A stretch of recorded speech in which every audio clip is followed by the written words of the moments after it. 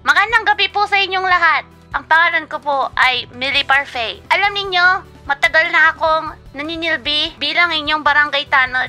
Ngayon, ano ang plataforma? Teka lang! Nag-i-speech pa ako, may plataforma agad! Hindi ba pwede mag-speech muna? Ay, sus Marios. Sa mga hindi nakakaalam kung sino ako, magandang gabi po sa inyong lahat. Ako po ay nakatira sa Pilipinas. Kasi alam ko ang inyong lengguwahe. Marangal po akong tao. At saka maganda po ako. At malaki po ang aking suso. Sample nga? Anong sample? Hindi mo makita yung pagmumukha ko? Ang cute ko ah.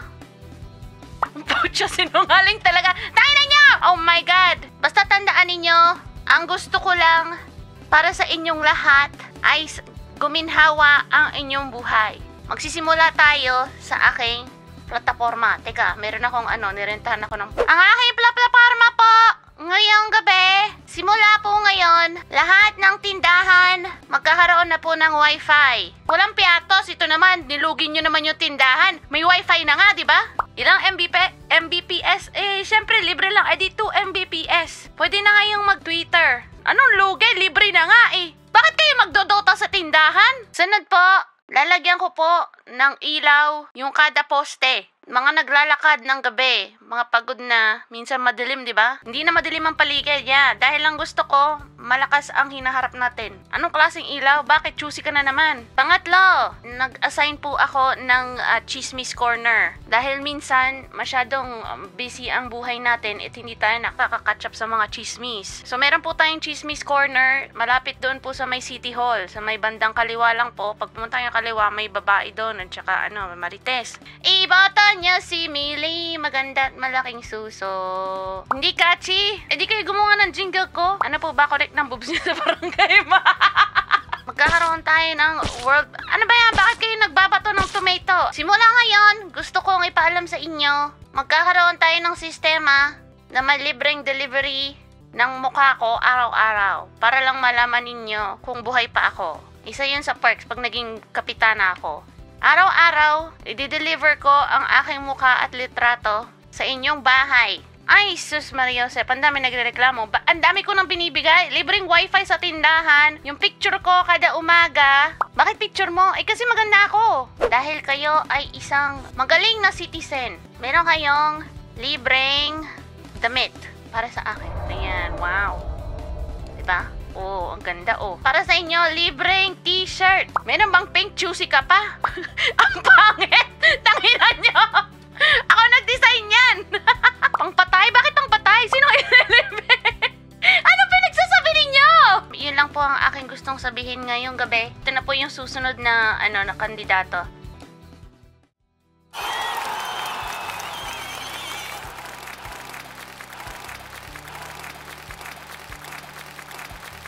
Boo! Boo! Walang kwenta yan. Boo! Walang plataforma. Boo! Hindi na nagsasalita. Boo! Yay! Ako'y nagbabalik. Maraming salamat po. Yun po ang aking karibal. Anong wala na? Teka, hindi pa tapos, di ba? Boo! Bakit boo? Marami nagsasabi na kailangan ko daw ng jingle. Habang nagsasalita yung hat, ako po ay gumawa ng jingle. Nandiyan ba kayo? Yo, yo, yo, yo. Ito si Millie Parfait. Ready ba kayo, barangay? Yo barangay, pakinggan nyo ako. Ito ang inyong future kapitana. Ito na, huwag kayong mag-alala. Lahat ng problema, ako ang sasagot. Yo, iboto nyo ako. Kasi wala akong pera. Huwag kayong mag-alala. Ako bigyan niyang tiwala. Tama yan. Serbisyong publiko. Walang kapantay. Iboto niyo ako. Ika na. Putang ina niyo. Maraming salamat sa inyo, kamatis. Mamaya, after ng ating election, gagawa po tayo ng malaking pot ng sinigang for everyone.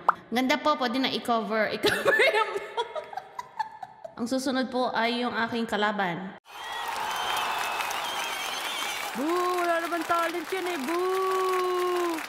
Boo! Okay, everybody, moment of truth na po. Bago po kayo bumoto, gusto ko lang sabihin sa inyong lahat, maraming salamat po sa pagpanonood ninyo ngayong gabi. Alam ko, na ako ay inyong iboboto dahil ang serbisyo ko ay tapat.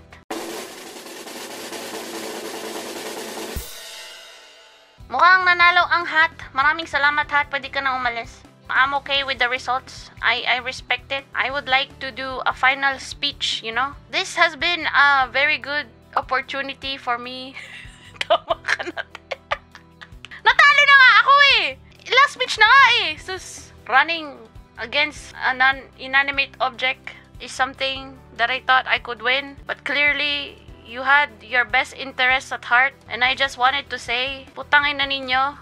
And fuck you all. That's me making a middle finger. Goodbye. Here's your new mayor. By the way, yung t-shirt, 250 pesos yan. Kung hindi nyo ako binoto, sayang yung pera ko. Yung mga kumuha ng t-shirt na libre, 250 pesos yan ha. At saka yung tarpaulin ko dyan sa likod, bayaran nyo rin yan ha. Putang ina ninyo.